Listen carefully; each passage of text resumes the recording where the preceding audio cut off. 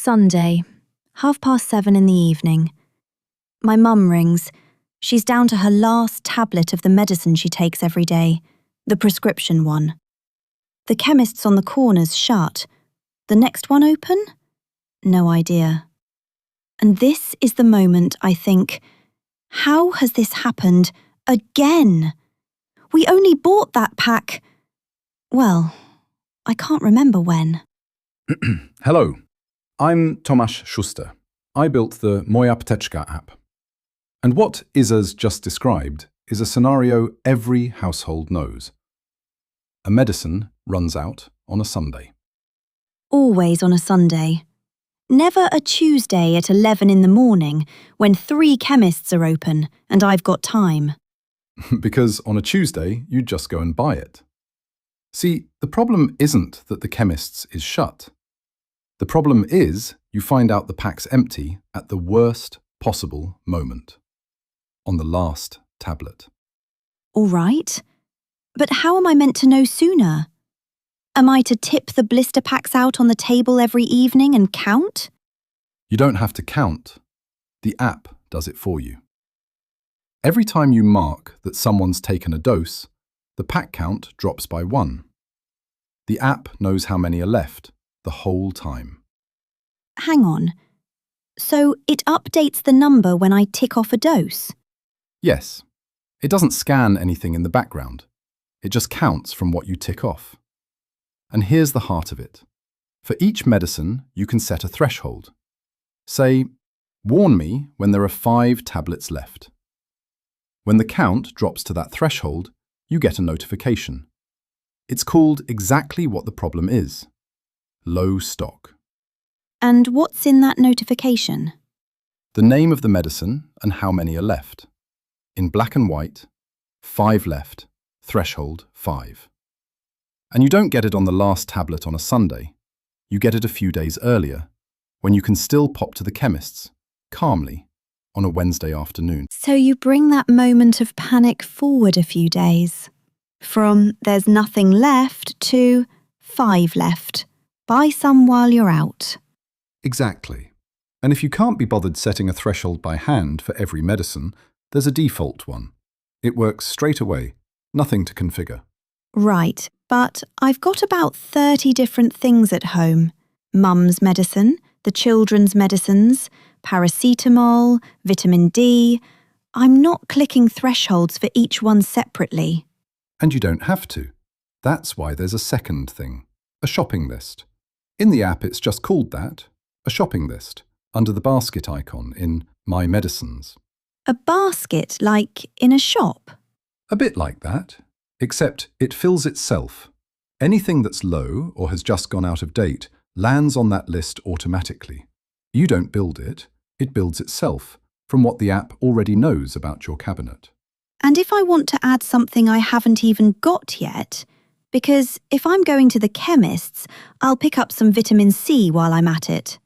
You add it by hand from 2 places, either from the My Medicines list, from a medicines menu, Add to Basket, or, and this matters, from the Register of All Medicines. In the app, there's a separate All Medicines tab, the whole register, tens of thousands of products. You find the vitamin C you haven't got at home, and you drop it onto the same list. So, one list, both what's running out and what I want to buy. One list for one trip to the chemist's. Because nobody carries 5 lists, one for the kitchen cupboard, one for the bathroom. You carry 1. And what do I do with it then? You can send it. You share it like any ordinary bit of text, to your husband, your mum, whoever happens to be near a chemist's. Here, this is the list. Get this. No copying it onto a scrap of paper that ends up in your pocket anyway. And just by the by, everything we're talking about here is a real feature of the mojApteczka app. This isn't an advert, just context, to be clear. All right, but let's go back to Mum on that Sunday. Because all these lists and thresholds are lovely when you're on top of it in advance. And sometimes you just don't manage it in time. It's Sunday. The medicine's gone now. What then? Then it's the last resort. And I'll be straight with you, That's the bit no app fixes. Out-of-hours pharmacy cover is thin, and finding one open on a Sunday evening isn't a given. And I'll be honest, I don't much trust the opening hours you look up online, because you're usually pointed to one that should be open, and you're standing outside a dark window. And you're right that that's a problem. Sunday and late evening opening is patchy, and which pharmacies actually open keeps changing. There's no tidy, reliable list you can lean on. So you can't even count on finding one open? Not reliably, no. The honest way to check is to ring 111, the non-emergency line, and they'll point you to a pharmacy that's open. But I won't pretend the app has a magic map that always finds you somewhere open at 3 in the morning. The app doesn't do the pharmacy scramble. Everything else, the threshold, the notification, the shopping list, is there so you don't have to do that scramble at all. Right, that does sound honest. The app doesn't pretend it's better than it is. Because if it did, you'd lose trust in it at the first dark window. The pharmacy hunt is plan B. All the rest is there, so you never reach for plan B. And when we're at my parents' allotment and there's no signal, the list and the counts are saved on the phone, so they work without a network. so a healthy medicine cabinet is one where Sunday's boring. The best compliment this app could get, that it makes Sunday boring. You know what strikes me most in all this? That it isn't about medicines. It's about not ringing your mum on a Sunday to ask, how many have you got left? Because she'll say, there's probably some anyway. And probably some isn't a number you can rely on.